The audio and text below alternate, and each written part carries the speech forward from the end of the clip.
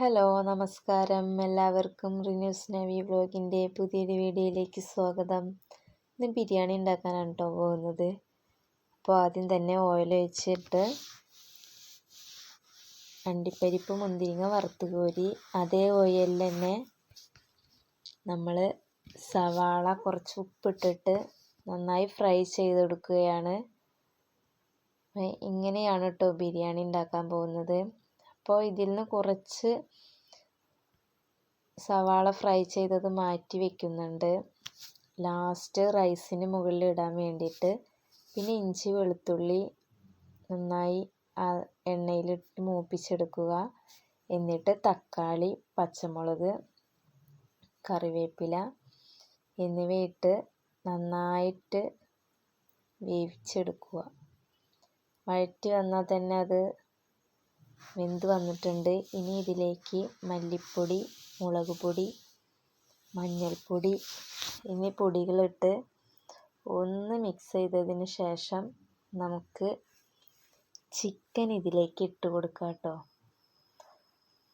African മല്ലിയില വീട്ടിലുള്ളത് കൊണ്ട് അതൊന്ന് ഇടുന്നുണ്ട്. എന്നിട്ട് ഒന്ന് നന്നായി മിക്സ് ചെയ്തതിന് ശേഷം മൂടി വെക്കാം കേട്ടോ. മൂടി വെച്ച് കുറച്ച് നേരം ഒന്ന് വേവിച്ചതിൻ്റെ ശേഷം നമ്മുടെ ചിക്കൻ വെന്ത് വന്നിട്ടുണ്ട്. അപ്പോൾ നമ്മൾ നന്നായി ഫ്രൈ ചെയ്ത് വെച്ച ഈ സവാള നമുക്കിതിലേക്ക് ഇട്ട് കൊടുക്കാം. എന്നിട്ടൊന്ന് നന്നായി മിക്സ് ചെയ്തതിന് ശേഷം ഒന്ന് ഓപ്പൺ ചെയ്ത് നോക്കാം. അപ്പോൾ വെള്ളമൊക്കെ നന്നായി ഇറങ്ങി വന്നിട്ടുണ്ട്. ഇപ്പോൾ ഒരു മല്ലിച്ചപ്പും കൂടി ഇട്ട് കൊടുത്തിട്ടുണ്ട്. ഇനി ഇതിലേക്ക് നമുക്ക് ആവശ്യമായ ഉപ്പിട്ട് കൊടുക്കണം. അതുപോലെ തന്നെ നമുക്ക് ഗരം മസാല അതും ഇട്ട് കൊടുക്കുന്നുണ്ട്. എന്നിട്ട് നന്നായി മിക്സ് ചെയ്തതിന് ശേഷം അടച്ചു വെക്കാം കേട്ടോ. ഇപ്പം നല്ല സ്മെല്ലൊക്കെ വരുന്നുണ്ട്, കണ്ടില്ലേ? ഇനി ഇതൊന്ന് നന്നായിട്ട് വെള്ളം ഒന്ന് വറ്റി വരണം കേട്ടോ. ഒരു 2 മിനിറ്റ് കഴിഞ്ഞപ്പോൾ തന്നെ നമ്മുടെ വെള്ളമൊക്കെ നന്നായി വറ്റി വന്നിട്ടുണ്ട്. ഇനി നമുക്ക് അരി വേവിച്ചെടുക്കാം. ഇപ്പോൾ സവാള, കുരുമുളക്, ക്യാരറ്റ്, ഗ്രാമ്പു, പട്ട, ഏലക്കായ അങ്ങനെ ഒരുപാട് സാധനങ്ങൾ, തക്കോലം നമ്മളിത് വാങ്ങുമ്പോൾ ഉണ്ടാകുമല്ലോ, അതെല്ലാം കൂടി എടുത്തിട്ടൊന്ന് നമുക്ക് വെള്ളത്തിലേക്ക് ഇട്ട് കൊടുക്കാം. ആവശ്യത്തിന് ഉപ്പ് ഇട്ടിട്ട് വെള്ളം തിളപ്പിച്ചെടുക്കാം. ഇത് നമുക്ക് ഈ അരിയുടെ വേവിച്ചെടുക്കാൻ പറ്റാത്തവർക്കുള്ളൊരു ടിപ്സാണ് കേട്ടോ. നമുക്ക് വെള്ളത്തിലേക്ക് നാരങ്ങ ഒഴിച്ചു കൊടുക്കാം. നാരങ്ങയുടെ നീരൊഴിക്കുമ്പോൾ കുരുപെടാൻ പാടില്ല.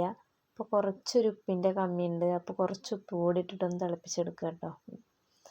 തിളപ്പിക്കുകയാണ്. അപ്പോൾ നന്നായി തിളച്ച് വന്നതിന് ശേഷം നമ്മൾ ഈ അരി ഇട്ട് കൊടുത്തിട്ടുണ്ട്.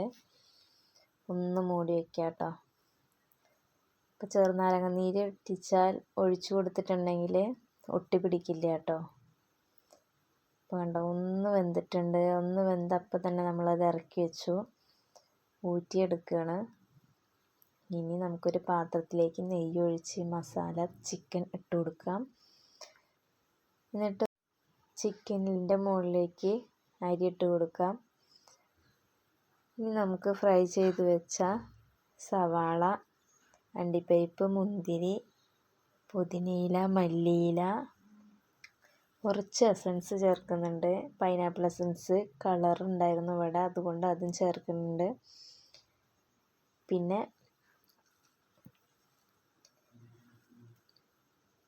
നെയ്യും കൂടി ഒഴിച്ചിട്ട് നമുക്ക് ദമ്മിട്ട് വയ്ക്കാം. അരി വറ്റിച്ചെടുക്കാൻ അറിയാത്തവർ ഇങ്ങനെ ചെയ്താൽ മതി.